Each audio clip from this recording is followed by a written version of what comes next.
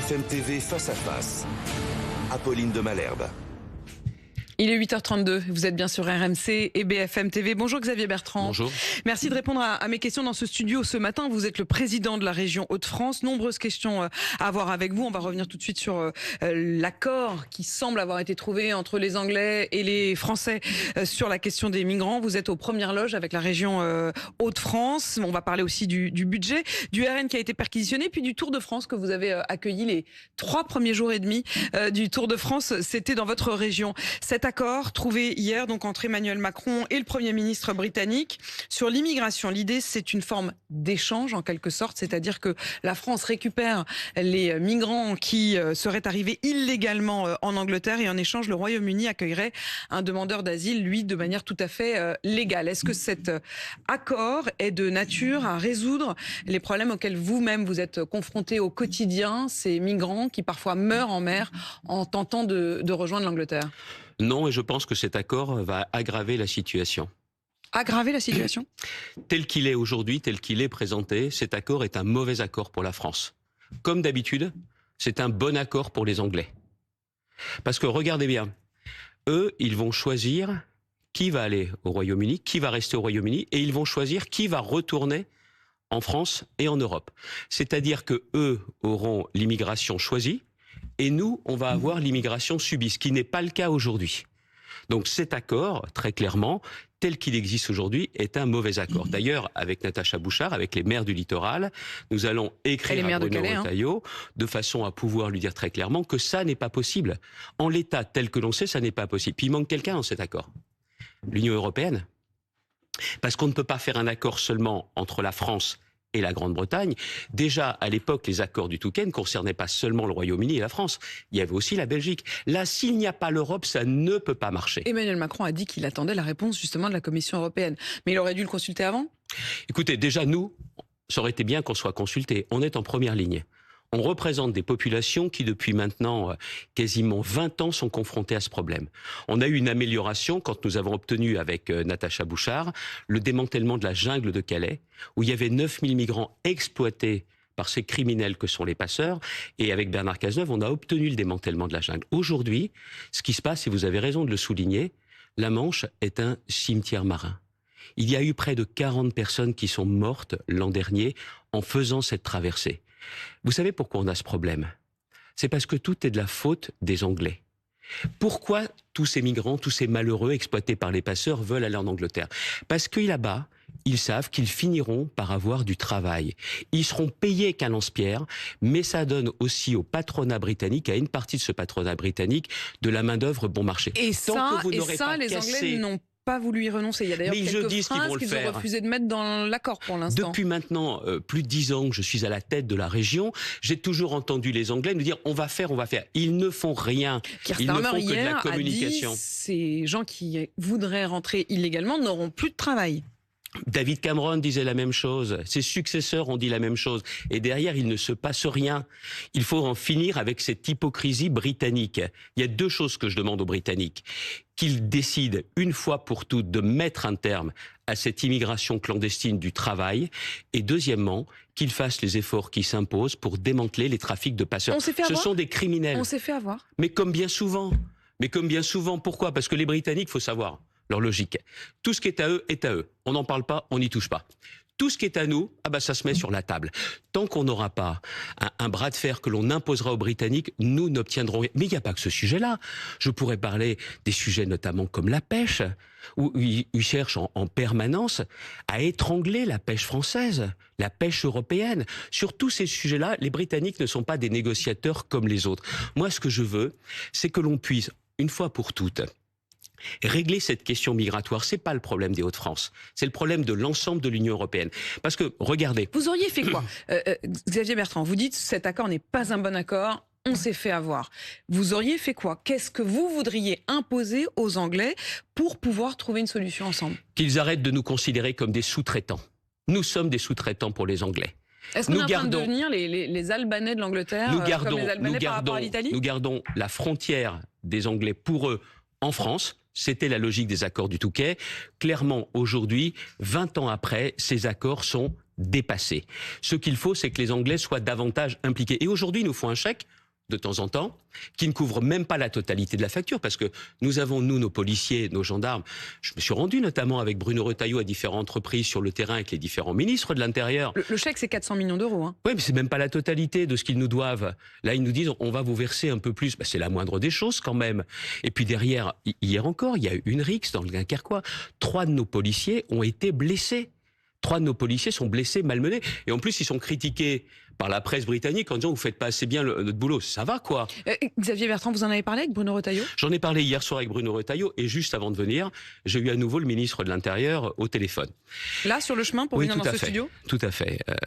Après en avoir parlé également, échangé avec Natacha Bouchard, la maire de Calais. Il s'engage à ce que ce dossier soit un dossier prioritaire au niveau de l'Union européenne. Parce qu'autrement, comme je vous disais, les Anglais vont choisir leurs migrants, ils vont nous les renvoyer. Mais attendez, si c'est pour les avoir dans les Hauts-de-France ou en France, je vous ai dit que la situation serait plus compliquée qu'avant. Ce sont aux pays par lesquels ils sont rentrés, l'Italie notamment, de faire leur part du boulot. Donc ça veut dire que le problème n'est pas qu'un problème des Anglais, le problème est aussi un problème au sein de l'Union européenne. C'est surtout un problème au niveau de l'Union européenne. C'est surtout un problème. Personne ne prend sa part. Parce que le vrai sujet...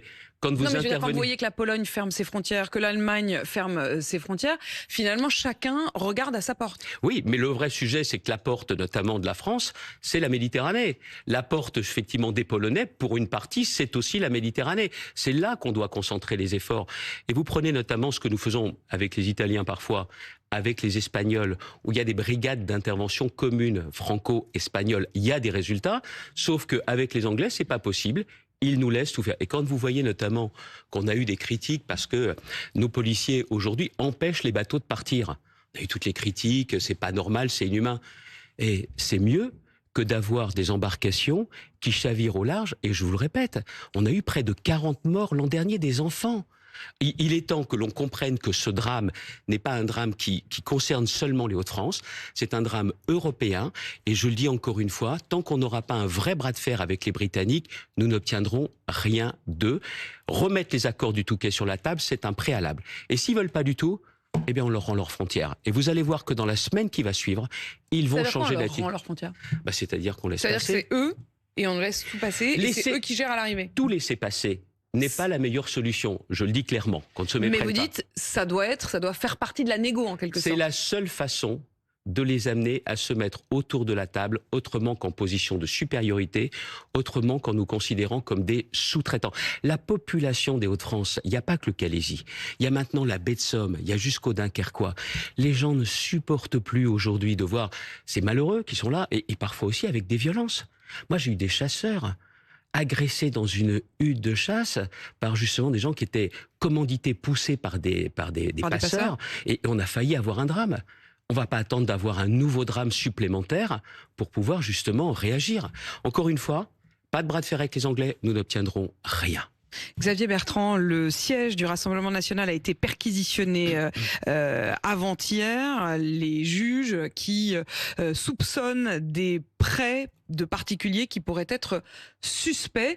Le RN crie au scandale démocratique. Hier matin, à ce même micro, Jean-Philippe Tanguy était mon invité. Il parlait même d'une forme d'espionnage dont aurait été victime le RN. Je vois que ça vous fait un peu lever les yeux au ciel. Mais quand est-ce qu'ils vont arrêter de jouer les pleureuses, les dirigeants du Rassemblement national ? J'ai vu M. Tanguy, il était en train de chouiner sur votre plateau, là. J'aurais pas utilisé le mot, mais enfin... c'est la vérité, c'est la vérité. Il était là à se plaindre. Et puis encore une fois, la théorie du complot. Ça, il ne faut pas croire aux coïncidences. Hein. Ça fait quand même beaucoup d'affaires pour lesquelles les dirigeants du Rassemblement national ont été condamnés. Il y a eu l'affaire des kits de campagne. Il y a eu la première condamnation en première instance de Madame Le Pen. Et là, on a le sentiment que c'est le système Bardella qui est en cause. C'est quand même un trait commun. Le Rassemblement national, ses dirigeants ont un problème avec le financement public, avec l'argent public. Il est temps qu'ils s'en expliquent. Je sais que les Français qui votent pour eux en ont tellement marre, sont tellement inquiets de l'avenir du pays, de l'avenir de leurs enfants, qu'ils cherchent bien souvent le mouvement qui va protester le plus. Mais il faut voir qui sont les dirigeants du Rassemblement national. Qui sont les dirigeants du Rassemblement national ? Qu'est-ce que vous voulez dire ? Les gens qui ont un problème avec le financement public. C'est pas moi qui le dis, c'est la justice qui l'a dit. Et puis j'aime pas aussi les dirigeants du RN qui disent impunité zéro. Hein. Ah, pas pour eux. Ah, pour eux, ce serait une exception. Puis quoi encore? Et puis même la critique des policiers, ils sont toujours à défendre les policiers. Mais quand les policiers interviennent, ils sont armés jusqu'aux dents, ils viendraient pour les espionner. Faut qu'ils arrêtent la parano au Rassemblement national. Pardon, c'est pas de la parano. Tout ça, c'est un rideau de fumée. C'est se présenter comme des victimes qu'ils ne sont pas, parce que la justice, là aussi, dit très clairement. Et je comprends qu'il y ait beaucoup de fébrilité chez eux, parce que on voit bien la crise, non pas qui vient, qui est déjà là, entre dirigeants du Rassemblement national, les pro-Madame Le Pen, les pro-Bardella. Mais ça montre une chose, tout ça. C'est qu'ils ne sont pas aptes à gouverner notre pays et ils ne sont pas dignes de confiance, les dirigeants du Rassemblement national. Ils disent qu'il y a un problème de financement, d'accès au financement, que les banques françaises refusent toujours de leur prêter. Est-ce qu'il n'y a pas quand même en amont aussi cette question-là qui doit être posée? Mais il n'y a pas qu'à eux, vous savez. Pour financer différentes campagnes pour les régionales, c'était un parcours du combattant, même pour moi. La banque dans laquelle j'étais historiquement depuis 40 ans m'avait refusé également de me faire un prêt. Sous quel prétexte? Donc ce ne sont pas les seuls. Tout simplement parce que les partis politiques ne sont pas sûrs des conditions de remboursement. Même quand vous êtes à peu près assuré de faire plus de 5%, ça ne les intéresse pas. Donc qu'il y ait une Donc banque en fait, même cet argument-là, qui serait on veut nous empêcher de faire ou de mener nos campagnes, vous dites c'est un comportement qui est face à tous les partis politiques et qui n'est pas réservé au RN. Évidemment. Et puis ça les autorisait à détourner des financements publics pour financer des kits de campagne hors de prix. Ils ont été condamnés. C'était les amis de Madame Le Pen à l'époque. Ils sont toujours restés avec Monsieur Bardella. Ils ont un problème, les dirigeants du Rassemblement national, avec le financement public. Ils ont un problème. Et puis je crois quand même qu'ils ont des milliardaires qui les aident généreusement, alors qu'ils arrêtent de faire les pleureuses. Qu'est-ce que vous voulez dire? Il y en a des milliardaires qui leur ont prêté de l'argent. Il y a eu des prêts qui ont été faits, des financements. Là, en l'occurrence, les prêts, effectivement, sont des prêts de 250 personnes particuliers pour un montant de plus de 4 millions d'euros. Ça vous paraît... Vous avez l'air de dire... Non, mais je veux dire, vous pouvez pas dire ça sans avoir une idée derrière la tête. Ils arrêtent de jouer les pleureuses. Il y a aussi, derrière eux, ce que vous voulez dire, c'est qu'ils ne sont pas exclus du système. Mais ils ne sont pas exclus du système. Mais par contre, eux, ils ont détourné le système de financement public. Ce n'est pas moi qui le dis seulement, c'est la justice qui l'a dit. Xavier Bertrand, le budget doit être présenté mardi par François Bayrou. Il dit qu'il va essayer de trouver, enfin qu'il va trouver 40 milliards, peut-être même 45 milliards. Parmi les pistes, il y a cette idée d'une année blanche, c'est-à-dire de geler tous les barèmes de l'État. Est-ce que vous vous dites que ça peut faire partie effectivement des solutions? La première solution, c'est de baisser les dépenses publiques. Aujourd'hui, on est à un moment très grave. Vous savez, notre démocratie, notre système républicain repose sur deux idées principales. Le respect de la loi et le consentement à l'impôt. Le respect de la loi, vous le voyez aujourd'hui, trop se permettent de contourner la loi, d'agir avec des actes violents, parce qu'ils savent qu'ils ne craignent rien. Ça, c'est pas normal. Mais si on baisse les dépenses, on les baisse lesquelles? Parce je finis juste. Vous dites tout ça, et il y a la question du consentement. Mais ça veut dire qu'il y a des choses auxquelles il faut renoncer. Il faut dire aux Français, vous n'aurez plus telle et telle aide. Apolline de Malherbe. Le deuxième sujet, c'est le consentement à l'impôt. La France est le pays dans lequel on paye le plus d'impôts, de taxes et de cotisations. Et on a le sentiment, alors que c'est vital, que nos services publics sont en train de se déliter. Ça ne peut pas durer. Ni le non-respect de la loi, donc il y a ni les services le publics respect qui de se délitent et en même temps, il faudrait baisser les dépenses. Ça marche comment? Laissez-moi une minute. Allez-y. Dans ma région, je suis pas magicien. Dans ma région, j'ai dû baisser parce que l'État nous a baissé les dotations. J'ai baissé mes dépenses de 127 millions d'euros. Je l'assume. Je ne remplace pas tous les départs en retraite quand ce sont des départs en retraite qui sont plutôt dans les bureaux sans contact avec le public. Par contre, dans mes lycées, quand j'ai besoin notamment la restauration, un chef de cuisine qui part, je le remplace. Voilà. J'ai fait aussi des économies, le chômage baisse, j'ai donc moins besoin de former de demandeurs d'emploi. Je l'assume. Dans les discussions, parfois dans les bras de fer avec la SNCF, oui, je suis radin, je discute tout. 127 millions d'euros. Qu'est-ce que ça m'a permis de faire? Je n'ai pas appliqué le nouvel impôt qui a été donné aux régions par l'État. Parce que des régions ont dit à l'État, écoutez, vous nous faites les poches, laissez-nous faire les poches des entreprises. Cet impôt qui s'appelle le versement mobilité, je ne l'ai pas mis en place. Je suis passé à côté de 81 millions d'euros dans ma région. Parce que j'ai préféré faire 127 millions d'euros de baisse des dépenses. J'ai fait comme vous.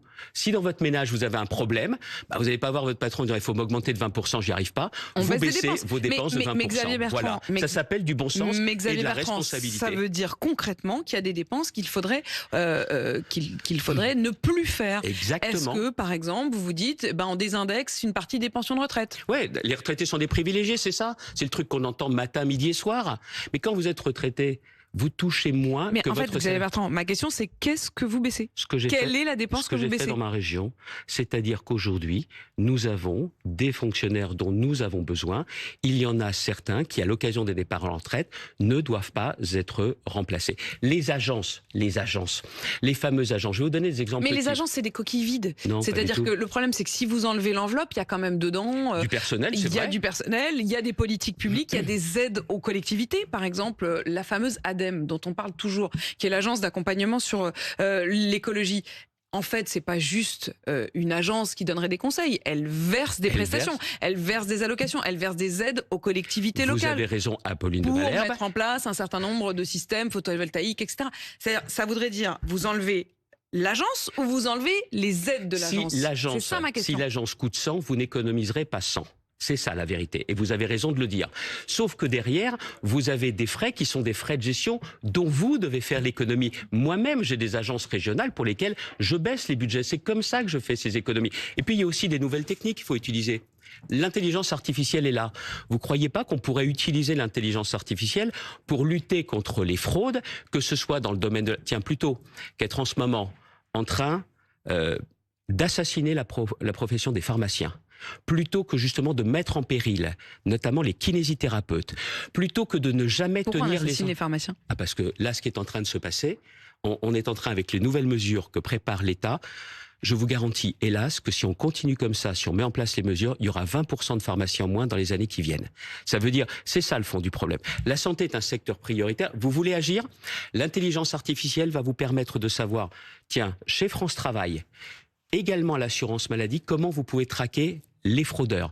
C'est facile à mettre en œuvre, mais c'est tout de suite qu'il faut le faire. Voilà quelques-uns des exemples. Xavier Bertrand, vous avez accueilli le début du Tour de France, 3 journées et demie. Vous êtes très attaché, d'ailleurs, j'ai vu, à cette idée de 3 journées et demie donc dans les Hauts-de-France. Je voudrais vous demander de réagir à un tweet, c'est celui de Sophia Chikirou. Elle est députée La France Insoumise. On va le regarder sur BFM TV, mais je le décris pour ceux qui nous écoutent sur RMC.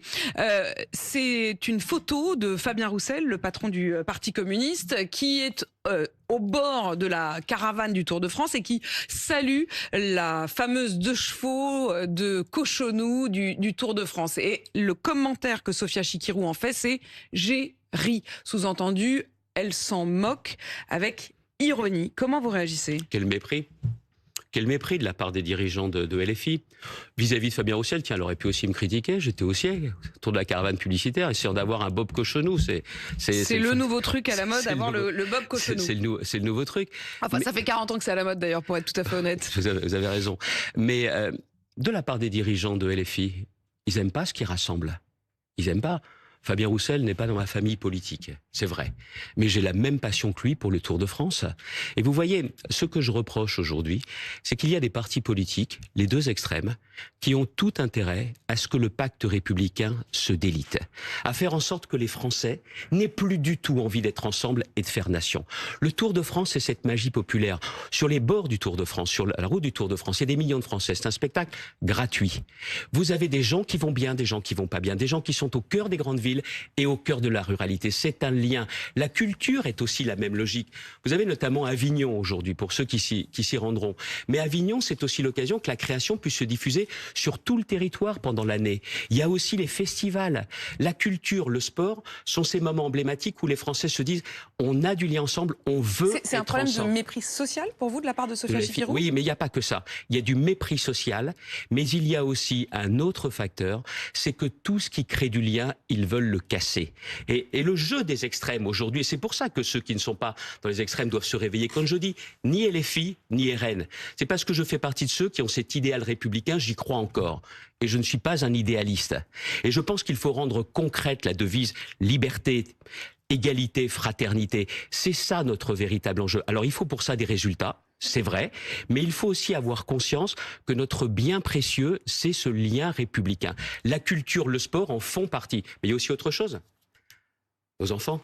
Vous avez parlé des retraités tout à l'heure.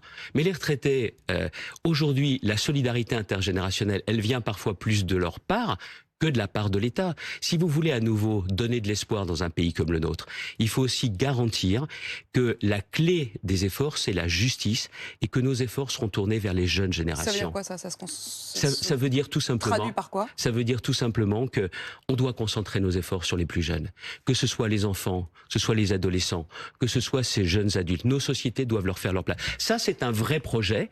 Et en même temps, vous dites, on pas ne 2027. touche pas aux pensions des retraités les plus élevés. Je viens de vous faire des propositions. Tant qu'on aura ce réflexe, tiens, allez, on va augmenter les impôts, on n'aura rien compris et on aura de plus en plus des Français qui en auront marre de payer des impôts, alors que ça fonde aussi le lien entre les gens qui vont bien et les autres. La baisse des dépenses, c'est pas une option, c'est la priorité et c'est pas impossible. Merci Xavier Bertrand d'avoir répondu à mes questions ce matin. Vous êtes le président de la région Hauts-de-France. Il est 8h52. Vous êtes bien sur RMC et BFM TV.